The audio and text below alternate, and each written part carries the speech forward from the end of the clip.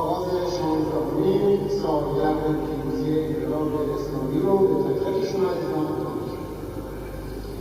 این برنامه توسط جامعه رقص‌سازی ایران طراحی شده بود که امیدوارم مورد توجه و تکلیف شما قرار گرفته باشه. در اینجا تقاضا کنم از آقای سلیمان ماهی تشریف بیارن و صحبت‌هایی کنند که در خدمتشون هستن. اهدای جوایز هم که به برندگان عزیزان میشه توسط آقای رفشانی تقدیم برندگان میشه. خواهش کنم جناب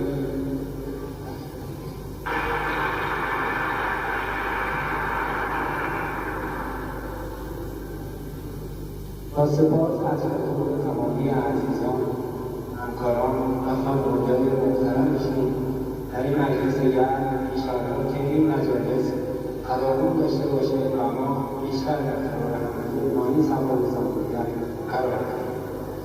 تشکر می‌کنم از اعضای هیئت مدیره محترم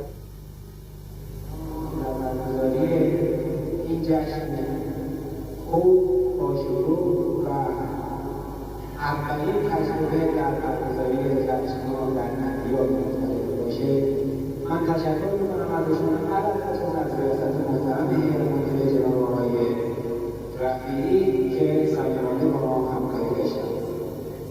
تشکر می‌کنم مجدداً از تمامی حضار و خانواده‌هاشون و این بهانه‌ای بود که ما واحد ورزش رو در جامعه حضور شما معرفی بکنیم و بگیم این فضا رو آماده کردیم برای ورزش در روزهای جمعه که علاوه بر کارهای فرهنگی که جامعه انجام میده در کنارش به جسم هم توجه داره و انشاءالله که بتونیم برنامه‌های مفصلی بهش باشیم در مورد ورزش و انواع و اقسام ورزش‌ها رو بتونیم برنامه‌ریزی بکنیم. علاوه بر داشتن سالن، ورزش‌های کوهنوردی، اسکی و سایر و حضور شما رو لازم داریم در این مجالس.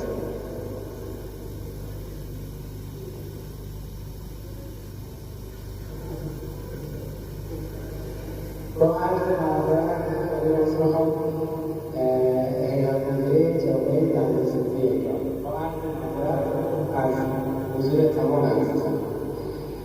خب هستش که علامه و خستگی رو هم ببخشید چون 3-4 روز درگیر این مراسم هستیم و این اشتباه لفظی با صمیمانه از شما عذر می‌خوام.